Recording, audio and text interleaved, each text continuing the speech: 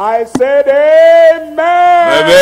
Amen. Put your hands together for the Lord Jesus Christ. Christo. There is so much freedom Blibo around here. Si que la basam le tepesia a chuzanea. And there is the harbinger, there is the catalyst, there is the intermediary, there is that person, that God's servant through whom freedom is coming your way tonight. Dieu achukaola our Father in the Lord, ava achukawo troya eyata melekpe miato bobometo nusialaga w kumoyi wezo kaka funa feto freedom for me, freedom Vovokpɔkpɔ egbɔnɔ na o. of the devil tonight. Na vocho abosan pe dɔ na katã me. Vovokpɔkpɔ ame kpɔ vovo fika me malo, fika ne lo, fika nyɔnu malo, ŋutsu ma ɖe. Vovokpɔkpɔ blibo, nusẽ pe vovokpɔkpɔ, vovokpɔkpɔ kako, vovokpɔkpɔ yi ke anɔ anyi ɖa le agbo me. Hame katã ne gblɔ be amen. Fofo mie de akpe na o eye mie yira o ŋkɔ egbe sia. Mawu gã nenye, Mawu kalẽtɔ, Mawu nublanuikpɔla, Mawu lɔlɔ̃tɔ, Mawu yi ke kpɔna nublanui na mi, míawo nye si le teƒe ya le fia sia eye míaɖu vovokpɔkpɔ ƒe azã, avo tso nu vɔ̃ si me, avo tso dɔléle si me eye avo tso Satana ƒe ŋusẽ si me. Ɖo kpe dzi le agbe sia agbe me le fia sia le Yesu ƒe ŋkɔ me. Na be wo vovokpɔkpɔ nesra tsu agbe sia agbe le fia sia le Yesu Kristo ƒe ŋkɔ me. Le teƒe ya vovokpɔkpɔ na ame sia ame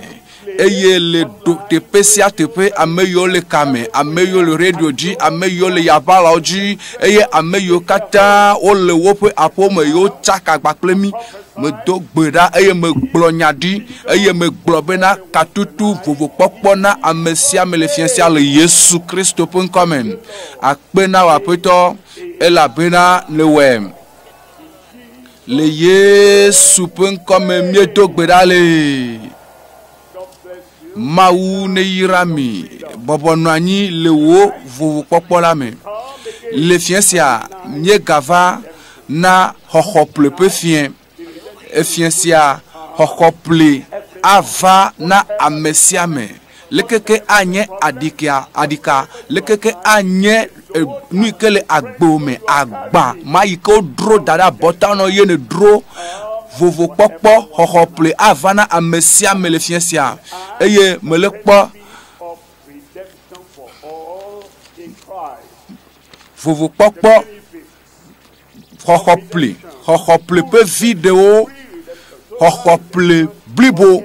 xɔxɔƒe blibo na ame sia me yeƒe viɖewo le Kristo me. Meto le me le fia ya mo. Ocha ne le me ne le Mawu ƒe vovokpɔkpɔa me.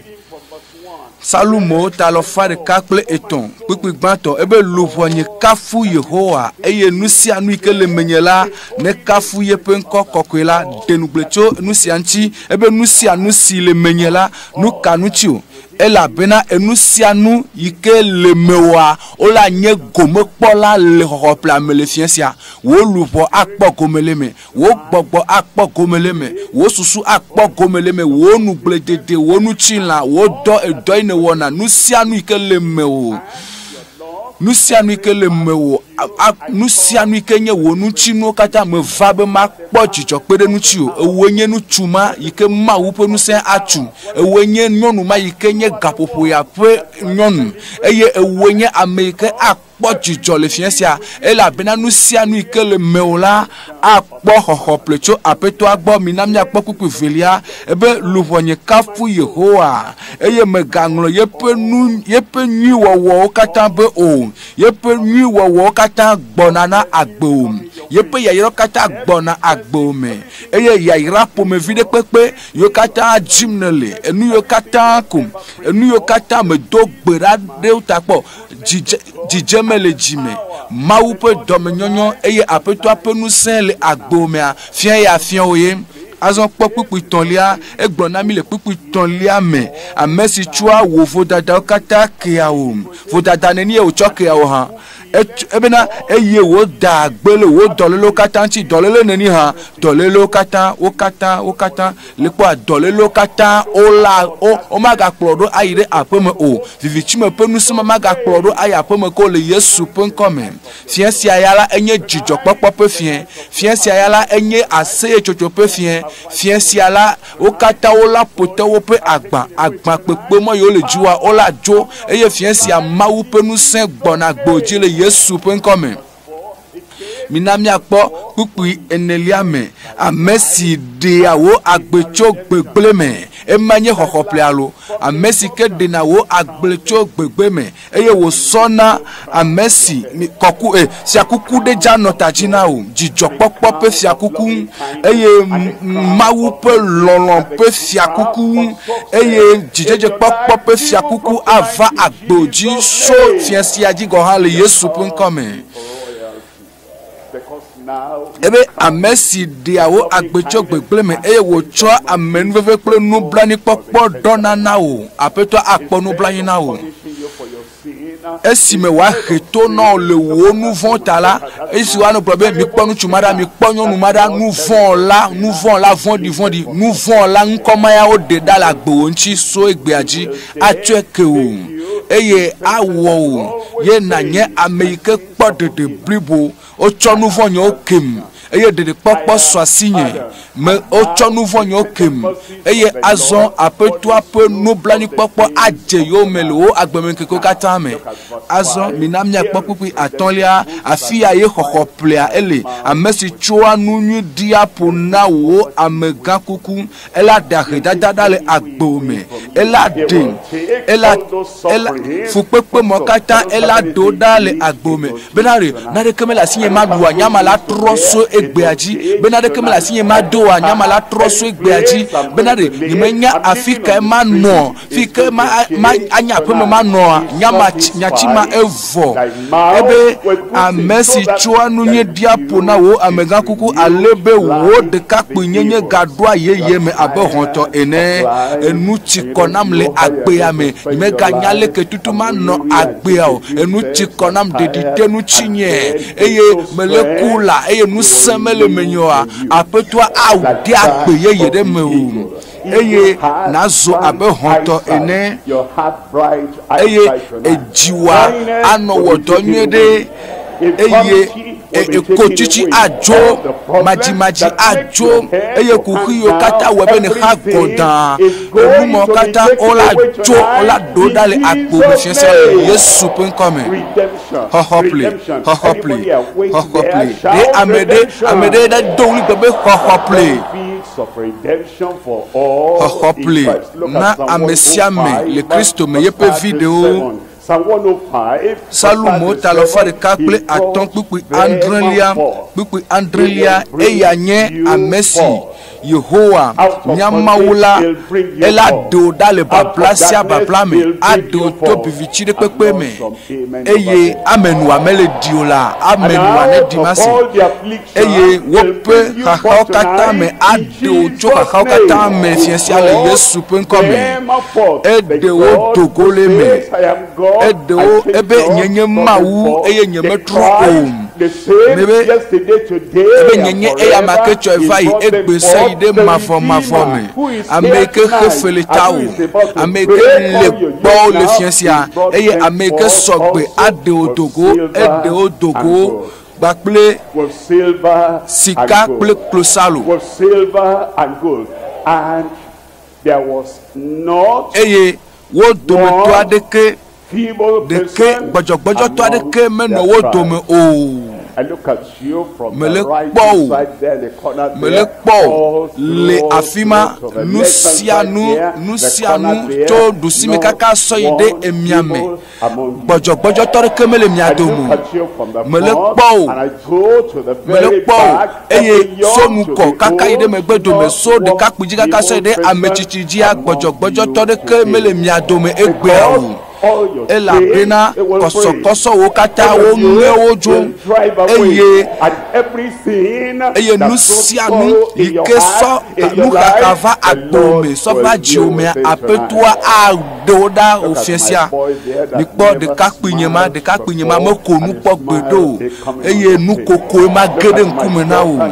mikpɔ ɖetugbivi nye ma ɖa meko nu kpɔ o la vɔa fia ya la enukoko alɔgbɔ nukokoe ma ge ɖe ŋkume. Elabena ame aɖeke ŋutɔ ma kpɔtɔ yi ke nye ame gbɔdzɔgbɔdzɔtɔ le mía dome le Yesu ƒe ŋkɔ me. Enua me tɔn ɖeka eve etɔn eye ema megbea xɔxɔƒe blibo ava na wo. Mina ne miakpɔ enu gbãtɔ xɔxɔƒle tɔxɛtɔ ƒe nugbedodo egbɔna na wo edo nugbe na wo eye eƒe nugbedodoa ma do kponu kpɔ gbe ɖe o. Enye amegbetɔ ƒe vi eye mate ŋu ado kponu o. Enya yi ke wo gblɔa ela wɔ ɖe dzi pɛpɛpɛ enu yiwo katã wo gblɔ sonutsuwa awɔ ɖe dzi fia sia la wola va me na wo me le kpɔ ame aɖe wola tsi kpo la no tsi dzidzɔkpɔkpɔ age ɖe me me le kpɔ ame ɖe ɖe yeƒe ŋkume yiwo gbãnea wola ʋu me le kpɔ ame ɖe ɖe agbenɔnɔ nu vɔ ƒe agbenɔnɔ ma agbe ƒoɖi nɔnɔ ma aƒetɔ aɖewo katã ɖa le agbo me wobe xɔxɔƒle blibo ƒe nugbedodo xɔxɔƒle tɔxɛtɔ ƒe nugbedodo eye evelia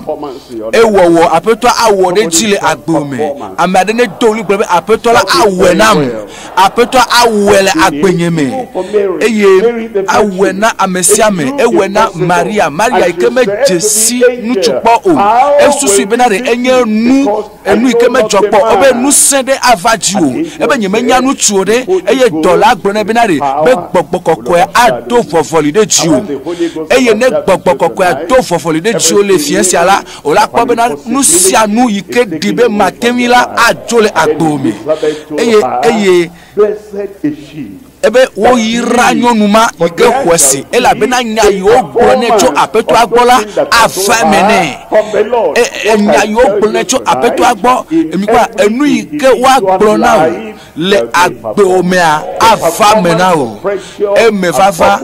na xɔxɔƒle blibo ƒe me vava le miaƒe agbe me eye etɔ̃lia gomekpɔla ame ke la kpɔ gome le me de ame sia me ame ka le dzi be yanye gomekpɔla o na kpɔ gomekpɔlawo ɖe wa kafu aƒetɔa nye me va abe nukpɔla ene o lo nye me le edu asiempi fia abe nukpɔla ene o lo vɔ nye tsa ma kpɔ gome le me gomekpɔla ye me nye gomekpɔla ye me nye obe gomekpɔlawo le xɔxɔƒle egbegbetɔ me gblẽ na mi bena ame yiwo nɔ anyi va yia ale ke wokpɔ xɔxɔƒle eye emegbe le egbe ƒe ŋkekewo me ne va aƒetɔa gbɔ eye ne va aƒetɔa gbɔ esi ne va aƒetɔa gbɔ awoe zɔ kaka ge ɖe xɔxɔƒlewoa me woe zɔ ge ɖe katutuwoa me woe zɔ ge ɖe Mawu ƒe nu sia me le fiafia le Yesu ƒe ŋkɔ me. Gbãtɔ evelia eye tɔ̃lia ne mi ge ɖe tɔ̃lia me kɔ nakpɔ be le amen mamlɛtɔ akpɔkplɔ me kɔ akuku wa kpɔ ɖo ŋuti enu gbãtɔa ye nye nugbedodo wobe xɔxɔƒle blibo yi ke nɔna anyi ɖa ƒe nugbedodo xɔxɔƒle tɔxɛtɔ yi ke anɔ anyi ɖa ƒe nugbedodo. Mose ƒe agbalẽ velia tate kpukpui adelia gblɔ na Israelviwo bena gblɔ na Israel eya ta gblɔ na Israelviwo bena nye Yehowa makplɔ mi le dɔ sesẽ si wɔa si le dɔsese si wɔm nye le Égypte tɔ la nu eye mana miavo atso miaƒe kluvi dɔ la me eye mado nye alɔɖa atsɔ ŋusẽ gã aɖe mi le kuku adrelia me ebe mawɔ mi mianye nye dukɔ ebe mawɔ mi mianye nye dukɔ mianye nye dukɔ eye aƒetɔa awɔ wo aɖe wo Togo le me aɖe wo Togo afi ne le fu ma kpem ɖe aƒetɔa aɖe wo Togo tso me afi ke ne le ƒoɖi ma aƒetɔa aɖe wo ɖa le teƒe ma aƒetɔa aɖe wo ɖa le nu tete ɖe anyimɔ katã me aɖe wo Togo eye nànye ye ŋutɔ yeƒe dukɔ leke agbea la nɔ nenye be dɔkita gãtɔa ele le ŋku ɖe ŋuti o eye le kpɔ gbɔ o eye kesinɔtɔ ƒe kesinɔtɔ yi ke le anyigba dzia ɖe ekpakɔ o bena ɖe leke nàte anɔ agbea o kple dzidzɔkpɔkpɔ blibo ame yi ke gblɔnya ame ƒe nya gblɔm le teƒe ya ƒo ta na dɔkitawo katã eƒo ta na kesinɔtɔwo katã yenye mawu nusɔ katã tɔ eye yɔna dɔléle ɖe kpekpe eye ɖena nu vɔ la ɖe kpekpe eye ame gbɔdzɔgbɔdzɔtɔ ɖe sia ɖe eɖena wo ele gblɔna bena ɖe ma ɖe o kpeɖodzi le ŋuti na wo ebe matu ka o ele ɖo kpe dzi na o ye eye emegbe esi wòa ɖe o vɔ la ebe ma ɖe o eye nànye nye dukɔ eye nànɔ agbe na mawu eye nu sia nu yi ke le dzi be ya ge ɖe agbo me ya tsaka agbo la mawu kɔkɔ sɔfa ye ŋutɔ ɖokui gbɔ eye ela tutu numɔ katã ɖa le agbo me dzidzɔkpɔkpɔ ƒe agbe le ŋkɔ na o lo taɖodzinu ƒe agbe ye ma le ŋkɔ na o elabena nukɔ mawu ƒe nugbedodoa ele tɔxɛ ɖe ŋutɔ mawu ƒe nugbedodoa enye xɔxɔƒle ƒe nugbedodo yi ke nana nyi sɔ yina ɖa ela tsɔ sɔva ye ŋutɔ ɖokui gbɔ eye nànye etɔ eye manye mawu manye miaƒe mawu anye wo mawu anye wo wɔla anye ame ke xe fe le tawò eye asɔ yeƒe ŋusẽ atsɔ agbewo dzi eye emegbe egblɔ bena nànye egbe nànye egbe ɖe ye nànya dzidzɔkpɔkpɔ yi ke nɔna xɔxɔkpɔkpɔ me egbe nànya dzidzɔkpɔkpɔ yi ke nɔna dɔyɔyɔ me dzidzɔ yi ke nɔna vovokpɔkpɔ blibo me egbe me nadze si dzidzɔ yi ke vana nenyi be woɖe avifafawo nu vevesesewo katã ɖa le agbo me fia ya nànye manye gblɔ be nye ŋutɔ manye egbea dzidzɔkpɔkpɔ ŋutɔ ma dze si egbea egbɔna le agbo me Kristo ŋutɔ Yesu ŋutɔ ma zɔ gbɔna gbɔ o ɖela ŋutɔ ma gbɔna gbɔ o ame ke xena fe ɖe ta wa ye ŋutɔ ma gbɔna egbɔna kpata zi ɖeka egbɔna nyɔnu ma gbɔ le teƒe ma ame ma yi ke edze si gbe bena nu sia nu trɔ ta ɖe gbo eye nu sia nu tsaka dzagudu agbugbɔ yeye gbɔna na o eye na dze si aƒetɔ ƒe ŋusẽ le Yesu ƒe ŋkɔ me eye sɔ ye dzi egblɔ bena ŋkɔ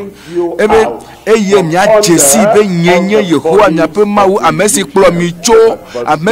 mi le dɔ sesẽ la nu tso Égypte eye makplɔ mi ayi anyigba ebe makplɔ mi ayi anyigba mikpɔ ame geɖewo ne be wova dutoƒo mɔnya kaka abe eye oleke tɔgbe ni wodo go le woƒe nu vɔ me wodo go le woƒe dɔlélewo me wodo go le woƒe atike zazã alo nyefiƒode nya yi ke le wo dza wodo le me eye aƒetɔa ene ɖe wo do go le afi ɖe ɖe ele asɔsɔ de na ɖe me ye mebe ɖe aƒetɔa akɔ wo de na ɖe me mebe aɖe wo le na ɖe me ye wòasɔsɔ de nu bubu ɖe me mikpa nu ɖeka nye be na do go le Égypte nu ɖeka ye nye bena ɖe na do go le Égypte eye ne le do go vɔ la ele bena na ge ɖe nugbedonyigba dzi eye ema ye nye enu velia yi ke mawu dza wɔ le agbo me ela ɖe wo do go ne ɖe wo do go ɖe ela vlu yeƒe abɔ ɖa eye aƒetɔ la kɔkɔ yi kaka dzidzi ƒe ale gbegbe bena asimɔ yi ke kpɔna ŋusẽ le agbo dzi sa womagate ma de agbo gbɔ azɔ o eye emegbe akɔ asɔ da ɖe agbɔsɔsɔ ƒe anyigba dzi akɔ sɔ da ɖe dzidzɔkpɔkpɔ ƒe anyigba dzi asɔsɔ da ɖe dɔyɔyɔ ƒe anyigba dzi eye wòasɔsɔ da ɖe agbɔsɔsɔ blibo ƒe anyigba dzi ne ɖe wo dogoa la kɔ de na ɖe me gblɔ be amen la gblɔ be amen sose ɖe ma si enia gblɔm aƒetɔa le be yeawɔ mina miakpɔ Tito ƒe agbalẽ ta ve eye maxli tso kpukpui 11 dzi kpukui le kesia egblɔ le Tito ƒe agba le tave Tito tave kpukui enelia ame si tsɔ ŋutɔ ɖokui na le míata gblɔ be le tanye gblɔ be le tanye ame si tsɔ eɖokui hena ɖe tanye ɖe míata bene yaxe fe ɖe míata axɔ mi atso sedzimɔmɔ katã me sedzimɔmɔ neni me aƒetɔ la ɖewo le fia ya sedzi nuvɔ neni me aƒetɔ la ɖewo le fia ya eye agbe baɖabaɖa agbe vlo nɔnɔma neni me aƒetɔ dza ɖewo lo edza ɖewo lo katã me eɖewo vɔ ela sɔ asi o ela de gbɔ o nanye gome kpɔ la ebena ɖe ame si tsɔ eɖokui hena ɖe míata bena yaxe fe ɖe míata axɔ mi ato sedzimɔmɔ katã me eye bena yaklɔ dukɔ si doa vevi le dɔnyuiwɔwɔ me la ŋuti hena ye ŋutɔ ɖokui le fia sia la fia wo ye sia mebe fia sia fia wo ye ela wɔe na o le Yesu Kristo ƒe ŋkɔ me mina míakpɔ Yohanes ƒe agbalẽ gbãtɔ tatɔ̃ Yohanes ƒe agbalẽ gbãtɔ tatɔ̃ makli sokukui atɔ̃lia dzi Yohanes ƒe agbalẽ gbãtɔ tatɔ̃ makli míakpɔe tso kpukui atɔ̃lia míakpɔ kpukui atɔ̃lia eye míenye bena gbɔ be menye bena gbɔ be menye bena gbɔ be menye bena eye menye bena eya ma de eɖokui fia bene yatsɔ míaƒe nu vɔ ayi eye nu vɔ aɖeke mele eya me o Yesu eva ɖe eye ame sia wo katã wɔ nu vɔ le agbo mea le fia sia la etsɔ nu vɔ mɔ katã tso enumatsa ye wòva eva bena ɖe nuvɔ yiwo katã le agbo mea Yesu alɔwo katã tsoe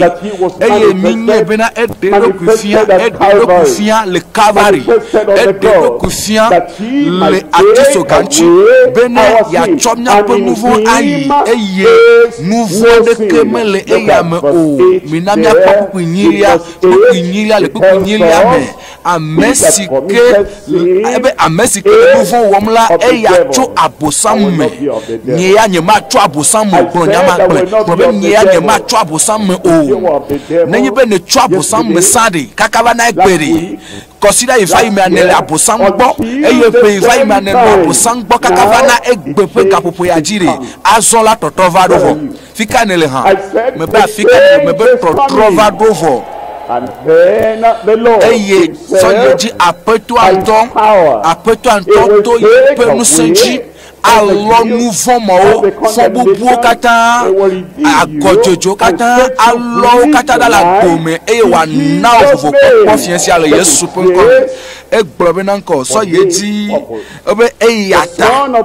ebe esia ŋuti ye Mawuvi la de eɖokui fia bena wòagble abosam ƒe dɔwɔwɔ dome fika ye wòdza gble abosam ƒe dɔwɔwɔ lo le agbo me ye le agbenye me ye me be fika ye hã fika ye Yesu dza gble abosam ƒe dɔwɔwɔ lo edza gble dome ɖa le agbo me le wo susu me abosam ƒe dɔwɔwɔ yiwo katã le ƒuwò mea Yesu agble wo dome Yesu Kristo agble abosam ƒe dɔwɔwɔ katã dome keŋkeŋ le agbo me Yesu ƒe ŋkɔ me. Mina míakpɔ nu evelia le teƒe ya enu velia azɔa míeva ɖo xɔxɔ ƒleƒe eyiyi enu velia yenye be eme vava xɔxɔ blibo blibo ƒe me vava le agbo me ava me na wo eɖeɖe do be eva me nam xɔxɔ ple blibo xɔxɔ ple xɔasia xɔxɔ ple ke taɖodzinu le ŋutia yeƒe me vava le agbenye me mina míakpɔ Salumowo ƒe agbalẽ ta alɔfa ɖeka kple etɔ̃ ta alɔfa ɖeka kple etɔ̃ mina ne míakpɔ kpukpu velia le kpukpu velia me ebe luʋɔnye kafu Yehowa eye megaŋlɔ yeƒe nuwo wɔ be kpukpu etɔ̃ la le ve gome ame si tsɔa wo vodadawo katã keawo He has redeemed. Amesi chua wo foda do kata kia wo eye wo dagbe. Are you there? Le tepema. I said that you Me ben le tepema. tonight. Le fiensia e fien e eja we ken awe ne we pe kwa eja ti agbo me so yidae eja ple futo apedo no ni na mi akoko ki blave le pipi blave me egbo benare ebe edo ye pe nyaroda edo nyaroda wo fifila ho ple pe nya edo eroda wo Dedekpɔkpɔ pe nya edo eroda wo nous sempre nya edo eroda wo doyoyo pe yo tonoda wo sawo pe akpata fa ka amandren pipi blave edo ye pe nya dawo wo yoto wo eye wo chowo popo me eyoto wo kata mi adon ton ni ha eyoto mi kata mi adon ton ni Yesu ja yoto eja yoto pifila ela pena egbo pe ye pe nya ye ebe edo ye pe nya roda eye wo dagbele wo nchi eye wo ho dale wo popo me wo dale wo popo me eye wo ho chowo popo la me le fiensia ya enyenko enya yo glo ape me vava la gbo me be enya yo glo nya mawu glo na wa ye pe me vava le agbo me nu ku gbagbato agbonu plibo to achitre yo wa to asonji eye amemo yike koku chide lo wo pe agbeji eye apapepe lo wo pe agbeji fi podere chofu to abo lo wo pe agbeji ya le fiensia la fufu popo blibo de blibo ho blibo le Yesu pen comme minane mi akpo Yesaya tabla nevoto Yesaya tabla nevoto makle chopu gbato aji Yesaya pe agbale tabla nevoto eye miname akpo gbato Yesaya tabla nevoto gbato azon ale Yehowa amesi wo Jacob eye wo mewo Israel blessing O Israel, fear not. Ebe me gafon o mebe Yehowa le blo ebe me gafon o saya yari fia ya enye Dedekpɔkpɔ pe fia na ebe me gafon o ebe fia ya enye musa pe fia na me gafon sia ebe fia sia bi enye aseye chocho na so aseye le wo ho planchi ebe me gafon o ela bena medewo ela bena medewo me cho nu ko yo obe tonye nenye And thou ebe tonye nenye and thou Yehowa le bono be tonye nenye do you want to belong to Satan forever? dene jibe ya nye Satan atoso ida dene jibe ya no agbele nufa me so yi mafo me a ebe de ejibe ya no agbe le ngbledede tamebubu amawu vie nenye mawu vie ko hokle ebe de ebe tonye ye nenye eye owe wole na fiesi abena nuko na dojesi benari mawuma yele glonyade na yi eye fiesi ananyeto eye oto edola wonya mechochode eye na gbobe na de trosbosubo bye bye na gbobe fonwo bye bye na do bye bye na fondi nyenye eye aleyi vivi pe mo na do bye bye ne eye so ye jia na gbobe apeto me vado apeto me va gbo me va be nyima ga tro me gbeto me po gbero nyima ga tro aide nouveau po gbero allo amede nya ya se han ela va me na o Dedekpɔkpɔ kakadeji nyamechocho amedoku chocho na sodoko sona apetoa na gbobe apeto nyenyesi me va dovo nyema ga yi megbedo me po gbere o eye fiesiala ava me na onenema hohople apeto awodeji la gbome doyoyoa afame la gbome gadedia afame na o eye apeto alewoge na o amekape nya gbomele ha mejibe makpela fikane la ha kwasi ji la jipo ne kpo be amen le nyamaji kpo be amen nous tonlia do pe tonlia azon ko me kpo lawo le san bakle egbe pe hohople ame gome kpolawo le hohople tsato bakle egbe to ame nyenya nye le wo judopo mwanya kaka ya fifila And this year, ye we had it in January. le pe ome ye we le jinu gbato me le pe sia me ye we le jinu velia me eye azon a nye le wom de ka eve eton jinu ton lia me ele nye towe ma me be de towe nye e a wom nye la towe eye mekae judopo monya kaka ya prokodoa pe judopo monya kaka ya mi no wom le taraba eye suku vide notope ma suku vi maori o kule kware pe ntore nsede kemelo mu o ma te ma pere o todo kunchu ela be o gbojo alegbede ela be na nuko fese se ji model wo pelame eye wo penu chimu be te pere pepe ya kulu ya wa ble no me ka lete po eye le judo po monya kakama me le jimu veriame eye esime e yavado bena mawu penu sia ne wona de mawu wona de lo pa gbe me eye azon mele globe na nko ela tema wona de le yentoro kisi nusia nu lepetepe nusia nu lepetepe chape vraiment ojo vese se mo kata ojo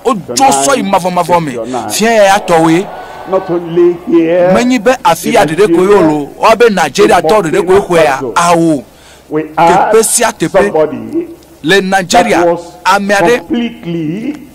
completely mad. Jadaba keken, and it was terrible for him and the family. Enye agbade na yento gbapele be fomia eye amiade pleva judopo monya kaka le Burkina Faso jububume eye gbedodo da no jiyim le Nigeria afiko no judopo monya kaka womle eye mawu penusia ejedeji le kaka tepema eye gbogbo fon du mo poto pa gba o Togo me ko sebe le ja poasi pe na Yesu e poasi pe na Yesu eye fiensi ayare complement evadona o towero komo popo wa towa evadona o le jakpo gomeleme I will be a partaker. Manye le fien Number 3 now. nous ton lia azon komo pola o le sans tacle egbe pe okople lame Galatia to pe agbale taton Galatia to taton mark le choku ton liadi Galatia to taton yak le choku 8 ton liadi obe Kristo khefele miata Kristo khefele miata fi podere pepe yikele agbomia o poto pa gba o cho la gbome so fi adile Yesu pen come kokuti de pepe o gba o pakekem o kakawo kokoso de pepe o cho le fiensi ale Yesu Kristo pen comme obe Kristo khefede miata khede micho fipode la me esi wo zu fipode le miata ela bena wo nglodi bena wo profide amesi wo gere atinula le pupu inelia me bene Abraham pe yairala na fatron subola oji le Kristo Yesu me bene mia hobokokwe pe nugbedodo la to hoseme nugbedodo kata taking from the Lord from the throne and giving o cho apeto agbole fiasi pe aji eye egbe a o cho fipode mo o cho nyagbodi ma o na o le Yesu pe nko me nugbedodo o cho na o not the past. Those people, the children of Israel viewer le pepe keke momia le ke hopla suosio wo ke no kluvi nyenyeme epe ye won no kluvi nyepe anyigbaji eye nawola le imamela hopla evanawo mekale ke the spirit no paplamu menno makale ke gbogbo pe babla de la gbojo efien ya dia efien ya enye fien eye kokople blibo avana o wonno bablate wonno kuvinyenyete epe alofa o leke wo tenva menawo yo po gadedu na trode apetola chi gbakple jiblibo nenema wo na trode apetola chi gbakple jiblibo nenema manche me jayomi be na trode apetola chi do ma hinede na solemesa ne dena sɔle me kɔsiɖawo gbekoe eye eye le kɔsiɖa me la ne va subɔna nu bubu menye Mawu yo vua fia ya na trɔ le numa yo me be fia ya na trɔ. He emptied the house of Laban. The Lord told them, Laban symbolized evil, sin, defilement, something that was not good in the sight of the Lord. And the Lord said, set your houses and take Laban away completely. That's what we are doing tonight. And so you return to the Lord, you empty your house of Laban. He did not come out of the land of bondage. Out of that time, where you have been, you will not be able to say today is my time, and today is my day, my day of salvation. You will not delay the welcome. He is the king of the body of the land. The Lord who had given himself to you, is come and give my whole self unto you. Today, the Lord Jesus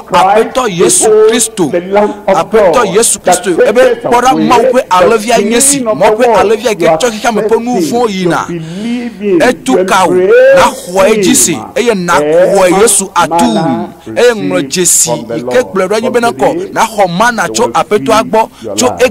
great anyi agbeo anyi wolubo apeto anyi wo hosi eye azon menye abolo de denchi ko amegbeto anu agbero vo anyasia nya ke donacho Mawu pe nume eye apeto eglobenari na me kpo vuala matom nyanchi avai begle atotana avai begle de siade na so Yesu pevu alevia pevu eye na bebe me kwesi bena ovua ekoda nyire tanye eye alea apetoa a de gbeglesia gbegbleda ebe vondrodro magava o ebe tokeke magava agboji azon o eye ngonglo Jessica kpledo ayi bena ko na tro esi ne fa apeto agbori ne vai gbo egbe eye so yi mafo mela na no apeto Yesu me eye maga tro me gbe le apeto agbo ko na no apeto agbo is greater than a household. It's greater than the community and the land. Yesu maupe alevia the land that ebe me kwara maupe alevia ike chokika me ponu fo soyina yenyesi eye amesia me ike trodo nele gbona choko na plova eye ale wava akọ maupe nya keep on following and then I will make you the person ebe God has created you to be. Eye mawo na nye ame kume Mawu jibe na nye. Holy nation of the Lord. It says the Lord will join you. Apetwa akpede nu chiu. To the people of God. Your redemption starts gede maupe jukola me hople anyeto eye wa yeji ano yeji sofia yaji so yidale Yesu penkome. Are you ready? Dene sogbea jipo cha sogbe na dene sogbea hople apeto ape Fexexeɖeta esogbe na o dene sogbea apeto ape hoho anyeto apeto ape chochoke anyeto watwe na o egbe yenye wo hoho pre nkeke wo dede pre nkeke eye apeto eva ebe amefoni ne dasile yepe nuvo wanchi eye watrode apetolanchi eye apetoa anyo domene atweke gede apetoa atweke o achukao ade woluvo eye watro wo agbe ela do Togo le na de me e wa cho so de te bubu nya bobota eye miamianuku nya bobota miamianuku neleti be na Togo cho nouveau homme come out of your transgression na docho jidada homme of your iniquity na Togo cho nouveau jidada wo katame egbe fi mie le pifi fi ne le pifi la mon papa swasi o apetoa Apeto me sɔgbe, apeto me Togo le me, apeto me hunu vɔnyo me, eye me dzi be Yesu na nye de la nye, fifi la, fika ne lo, ko asi wo idzi. Mawu ne yira le teƒe kenele, me be mawu ne yira le afi ma kenele, ko asi wo idzi, ne le ko asi idzi teƒe sia teƒe kenelea, titre. Eyi ne ko asi idzi ne titre ma e gɔme be ne le gbɔ be na me Togo le vivitsi me. Me Togo le nouveau me Togo le dipopo de pepe me Togo le nouveau ba gbenononyo me tole me eye me jibe ma gede xoxople me jibe ma gede apeto apo xɔ me fikanelo titre te pesia te pekenele eye esi ne titre a gblɔ na apeto me va do vo no gblɔ be o apeto me va do la apeto me tole nouveau nyo me Togo le agbe flo nyome me Togo le fodi nyame eye apeto kpɔm da me va gbɔ o Yesu me va gbɔ o ebe me tsia Yesu be Yesu gblẽ la be Yesu we anye apeto nye we anye de la nye exɔwe demona ma do gbe ɖa le tawazɔn fofo le Yesu ƒe ŋkɔme me do gbe ɖa le ame sia me do tso nu vɔ me ame sia me ke do tso gbegblẽa me ame sia me ke do tso woƒe gbegblẽ nu vɔ ƒe agbe me eye wova Yesu gbɔ be Yesu nenye yewo ƒe apeto tsɔ ƒe nu vɔ ke wo eye natrɔ woƒe agbewo natrɔ woƒe nɔnɔme eye natsɔ agbe yeye ke ɖe wo me pipi la le Yesu ƒe ŋkɔme. Give them the joy nabe wo xɔxɔ ƒe dzidzɔ ne ge ɖe wo me eye xɔxɔ ŋutifafa yi ke dona tso xɔxɔ me ne nye wo tɔ eye dzidzɔkpɔkpɔ ne ge ɖe wo me esi wova gbɔwo ne xɔ wo ta la dzidzɔ ne ge ɖe wo me akpena aƒetɔ le Yesu ƒe ŋkɔme miedo gbe ɖa le Mawu ƒe dukɔa ne gblɔ be amen. Our counselors are there and they will give you the sleep to feel. After that, we'll continue. Every yoke, every curse, every disease, every sickness is taken away from your life tonight. We're calling on our pastor to help us in this session now. Counselors are just by your side, and those counselors are there to help you so that you can give us your name. Just write your full names on those cards, and then your address. In case you do not have a definite address, the number or a street name, you can describe where you live, either by a popular market, or by the name of a compound, or by the name of a person that is well known around that area. Just describe where you live there on the card. And then you will give us how we can contact you, your phone number if you have a phone, and your email address in case you have. Just provide those things there. We shall use it to contact you and help you in case you have any need. So our counselors, please give them attention, all the people. Don't allow the insects to disturb you, but try as much as possible to give them those particulars. And if you are watching online and you just gave your life to Christ, after the pastor's message this evening, you have to visit the link that is showing on the screen now and fill the form so we can assist you further in your new walk with Christ. Also, if you are listening via the radio or television and you just gave your life to Christ, send your name and your phone number and your location address via SMS or WhatsApp to this number. I'm going to call to you now. To SMS Plus di lo ne 234 nglo message aso eroda alo 915 atima WhatsApp aso eroda 444 aweroda to phone number si oji 99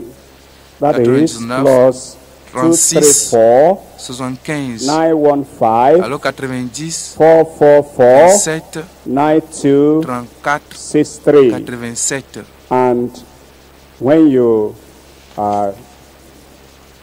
give us your particulars through this phone number,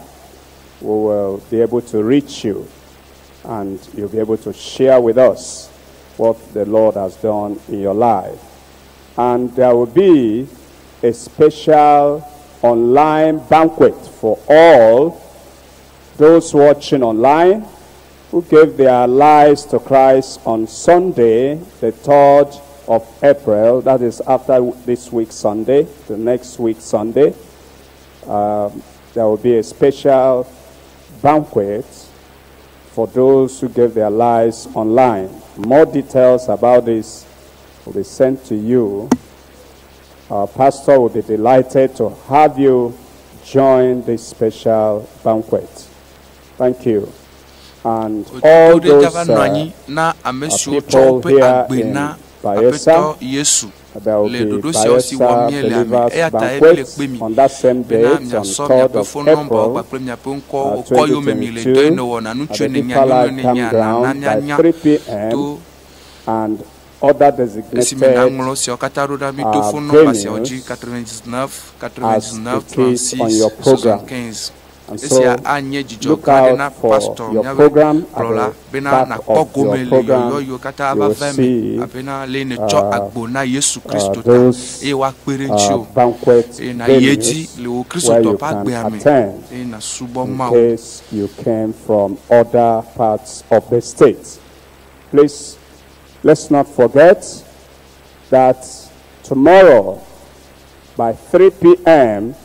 there is lunch hour with Jesus, and that will be taking place in the university auditorium. And so come at that time, and we shall be there to receive you and give you a special package from the Lord. And we want to encourage you to make out time to be there. You will be able to partake of the package from the pastor, and as the counselors are by your side, they are there with a package to give to you. Please open that package later, and you will read a letter from our pastor inviting you to host the banquet and the lunch hour with Christ. And so make sure you partake. You will not miss your blessing. And so counselors, please, can you help me to know if you have summarized your cluster? Please, at the far left there, if you have, can you please raise your hand, wave it at me if you have finished. Also with our VIPs, if you are there, we have counselors. Please raise up your hand. Raise up your hand if you have. Do we have you finished there? The far left. Please, if you have, the supervisors should please help us and endeavor to put the cards in front of you. There is a basket that is meant for. And so please, let us find out, please, at the near left side here. Have we finished our line? Please raise your hand and wave it at me. The supervisors, please help us. Okay. And then the central parts of our stage here, central part, can you raise up your hand if you have finished your side? Please raise up your hand and wave it at me. God bless you. And at the near right here, If you have finished your side, can you raise up your hand? Wave it at me, please. Supervisors, please help me. You have finished. Can you raise up your hand and wave it at me? Wave it at me. Wave it at me. Supervisors, please, can you help me? If you have finished at the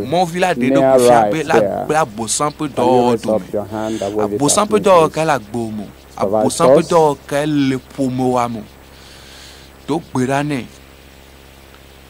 At the far right, if you have finished there, can you please raise up your hand and wave it at me? Please do that quickly. I'm waiting for you. And those of us who are here, you are looking for a miracle. You haven't seen a miracle before. You are going to see one tonight. You are going to get one tonight. And right now, you are going to get set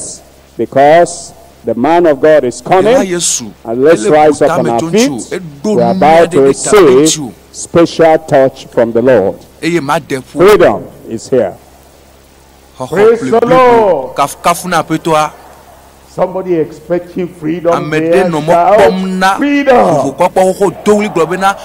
Every sickness in your body, every infirmity, every yoke, every body, every curse, taken away right now in Jesus' name. Remember, you are not a spectator. You are a partaker tonight. You're a possessor. Nade aswasio fika nelo the other hand ko asire kaiji na so velia so dada fike ku khiale na o the Lord apetoa akasinchi o fiesisia ayodo fifila aduka o fifila esime amen mamleto malavado mi ado amena ye megbe ko na do ko